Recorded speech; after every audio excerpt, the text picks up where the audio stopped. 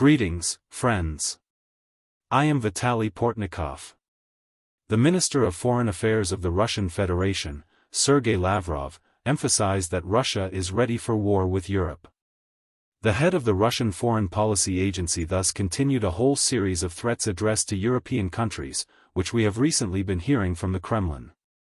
The logic of these threats is absolutely obvious. Moscow, on the one hand, is trying to intimidate Europeans and force them to refuse help to Ukraine in this situation, where the Russian political leadership hopes to reach an agreement regarding the cancellation of such aid with the administration of the American president. Also, there is an opinion in Moscow that European leaders will be able to explain to Donald Trump what situation he might find himself in if he continues to believe Russian President Putin and his supposedly peacekeeping desires. Another obvious threat from the Russians towards Europeans was Sergei Lavrov's words that if a peacekeeping contingent from European countries appears in Ukraine, such peacekeepers will immediately become a legitimate target for the armed forces of the Russian Federation. Do not ask where the logic is in the statement that Russians are ready to kill peacekeepers.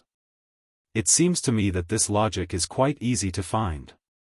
It is connected with the fact that the Russian political leadership is not interested in ending the war with Ukraine, and the entire so-called peace process, which Moscow continues to conduct with American representatives, is exclusively a delaying tactic to accumulate new forces by the Kremlin on the Russian-Ukrainian front and to continue shelling Ukrainian civilian infrastructure. But we know that Donald Trump has also repeatedly changed his point of view on the fate of the peacekeeping contingent on the territory of Ukraine. If at the beginning of his presidency, during the very first meeting with French President Emmanuel Macron and Ukrainian President Volodymyr Zelensky in Paris, Trump, on the contrary, insisted that Macron should initiate the creation of such a contingent of troops from European countries. Already after the first telephone conversations with Russian President Putin, Trump abandoned this idea.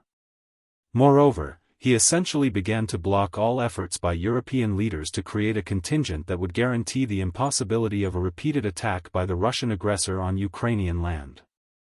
And now, when we learn about the new points of Trump's so-called peace plan, which is obviously Putin's peace plan, we may face a situation where the United States will intentionally block the very possibility that such a peacekeeping contingent will appear on Ukrainian soil.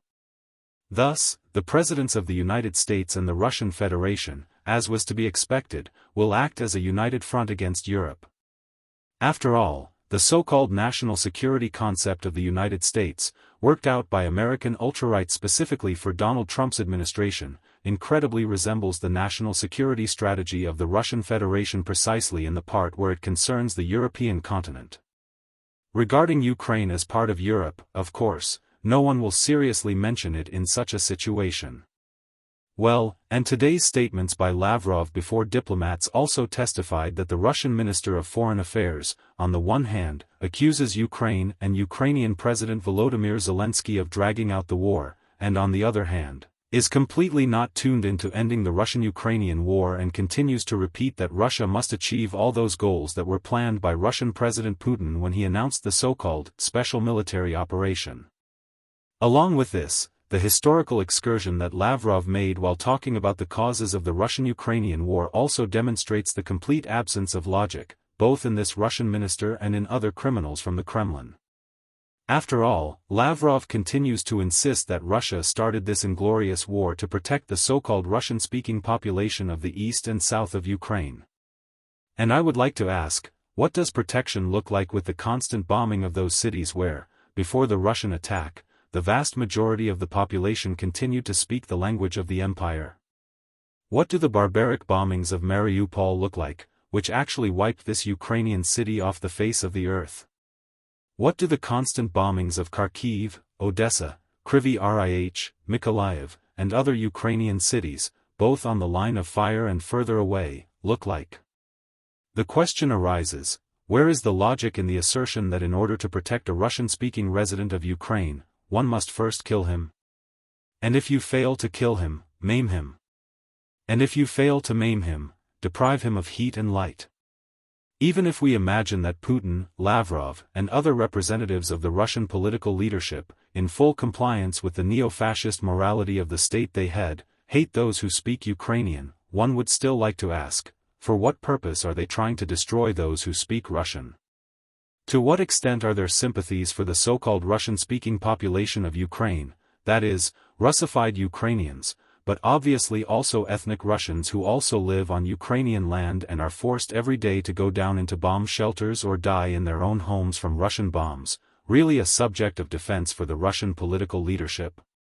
And what other people, besides the Russian people, can look indifferently at the genocide taking place right on its borders in relation to people whom Russians continue to call their brothers and those who speak the same language as them?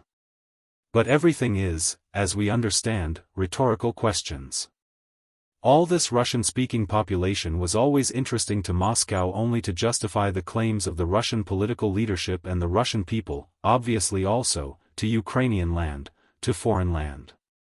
So it was since the 17th century with the genocide on all those lands that Moscow conquered, and so it continues today only because over these centuries nothing has changed in the morality of those who continue to threaten war to everyone who disagrees with the Russian idea of life as humiliation and slavery. Thank you, friends. Stay on this channel, subscribe to it, subscribe to my social networks, to the channel on Patreon, which help develop these resources. Use the sponsorship function on YouTube itself. Victory and peace to you, good luck.